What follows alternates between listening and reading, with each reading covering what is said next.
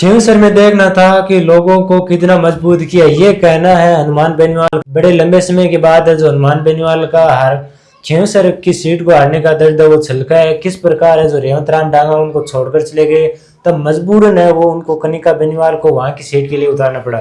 Media person से बात करते हुए उन्होंने ये बताया कि किस प्रकार है जो रेवंत राम डांगा को मैंने एक अंगूठा छाप व्यक्ति को गली गली घूमकर वो प्रधान बनाया, और लोग मेरे से ही रेवंत राम डांगा को जानते थे क्योंकि उनका कोई भी बैकग्राउंड है वो राजनीति का नहीं रहा है। मैंने एक ऐसे व्यक्ति को प्रधान बनाया जो 2 बार है जो सरपंच के चुनाव हार चुका है। और जब मीडिया पर्सन उनसे पूछते हैं कि आपने कनिका बेनीवाल को ही वहां की टिकट है जो क्यों दी, तब उन्होंने बहुत ही बेहतरीन जवाब दिया। वो कहते हैं कि रेवंत राम डांगा मुझे छोड़कर चले गए और उमेद राम बेनीवाल भी अपने को पता है कि कुछ टाइम पहले उनको छोड़कर चले गए थे कांग्रेस के अंदर। तब जो खींवसर के अंदर कोई ऐसा मजबूत नेता नहीं था जिसको वहां की सीट है वो मैं दे सकूं, और किसी के ऊपर भरोसा भी नहीं किया जा सकता था कि कौन है जो किधर चला जाए।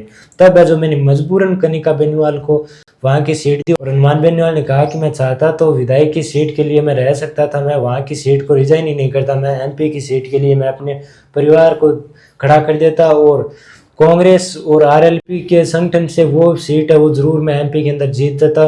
पर मेरे को ये देखना था कि खींवसर की जनता को मैंने कितना मजबूत किया है, और खींवसर की जनता भी सोच रही होगी कि यार मैं जल्दी जल्दी इसी को वोट दे रही हूँ तो क्यों ना अब की बार है जो चेंज करके देखा जाए, क्योंकि वो सोच रहे होंगे कि यार इनसे ज्यादा फायदा नहीं हो रहा है तो किसी और को मौका दे के देखते। और इसकी जो इस घटना से पूरे राजस्थान के अंदर खींवसर की हार हुई है वो मेरी हार नहीं हुई है, ये कहना है हनुमान बेनीवाल। आगे मीडिया पर्सन उनसे पूछता है कि जो भी नेता आपकी पार्टी के अंदर जो नए नेता तैयार होते हैं वो आपको छोड़कर क्यों चले जाते हैं। इसका जवाब देते हुए हनुमान बेनीवाल कहते हैं कि राजस्थान के अंदर कांग्रेस और बीजेपी 2 ही पार्टियां हैं जिसको लोग है जो वोट देते हैं, मैंने तीसरी पार्टी बनाई है। राजस्थान में कांग्रेस और बीजेपी के लिए लोग हैं जो पूरे जीवन भर चप्पल घिसते रह जाते हैं, कांग्रेस और बीजेपी के नेताओं के कपड़े वो इस्त्री करवाते रह जाते हैं, पर उनको वहां की सीट है वो नहीं मिलती। पार्टियां जो उन्हीं लोगों को सीट देती है जो पहले वहाँ के एमपी या वहाँ के जो विधायक रहे उन्हीं को सीट देती है। मैं नए लोगों को मंच देता हूँ, माइक देता हूँ, बोलने की जगह देता हूँ, तो वो अचानक जब नेता बनते हैं तो उनका दिमाग है वो खराब हो जाता है कि वो इतने जल्दी नेता कैसे बन गए और वो मुझे छोड़कर चले जाते हैं। पर ये उनको पता नहीं वो किसके बदौलत है वो नेता बने हैं, पर ऐसे लोग हैं वो लंबे समय तक नहीं टिक पाते, ये कहना है हनुमान बेनीवाल का। क्योंकि दोस्तों जब खींवसर का चुनाव हनुमान बेनीवाल हारे थे तब विपक्ष के नेताओं ने बड़ी मजाक उनका उड़ाया था कि वो अपनी पत्नी को टिकट दे दिए तब बाहर गए, या भांति भांति के लोगों ने कमेंट टिप्पणियां या ट्वीट लोगों ने किए थे।